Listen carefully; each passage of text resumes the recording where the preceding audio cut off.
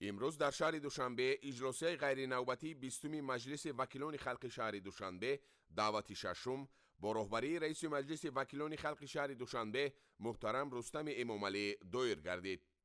در کار اجلاسی معاونان، رهبر دستگاه رئیس شهر، رهبران واحدهای ساختاری دستگاه، کارخانه و مؤسسه‌های شهری، رئیسان ناحیه‌های شهر، سرداران مقامات حفظ حقوق، ساختارهای محلی مقامات مرکزی حاکمیت اجراییه و نمایندگان وسایط اخبار عامه اشتراک نمودند.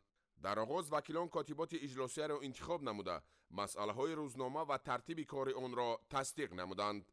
طوری در اجلاسی ذکر گردید با نظرداشت اجرای فرمان پرزیدنت جمهوری تاجیکستان از 4 دکبر سال 2024 تحت رقم 882 درباره تعیین نمودن انتخابات دعوت نوی مجلس عالی جمهوری تاجیکستان و مجلس‌های محلی وکیلان خلق روزنامه اجلاسی تهیه گردیده با آن مسئله‌ها درباره مقرر نمودن مقدار حوزه‌های انتخاباتی برای انتخابات مجلس وکیلان خلق شهر دوشنبه و تأسیس دادن کمیسیون شهری انتخابات عاید به انتخابات مجلس وکیلان خلق شهر دوشنبه وارد کرده شد. با بررسی مسئله ها اجلاسی مجلس وکیلان خلق شهر دوشنبه قرار کرد که مقدار حوزه های انتخابات برای انتخابات مجلس وکیلان خلق شهر دوشنبه در دایره 70 عدد مقرر کرده شود. همچنین در اجلاسی کمیسیون شهری انتخابات عاید به انتخابات مجلس وکیلان خلق شهر دوشنبه در هیئت 9 نفر تأسیس داده شد. رئیس شهر دوشنبه توجه وکیلان خلق، رئیسان ناحیه‌ها، مقامات حفظ حقوق و دیگر ساختارهای دخلدار را برای در سطح بلند تشکیلی برگزار گردیدن این معرکه سیاسی جلب نموده، بهره تامین بخطری و ترتیبات جمعیتی، اشتراک فعال انتخاب کنندگان، تازه و آزاده نمودن شهر و به طور مناسب انعکاس نمودن رفت برگزاری انتخابات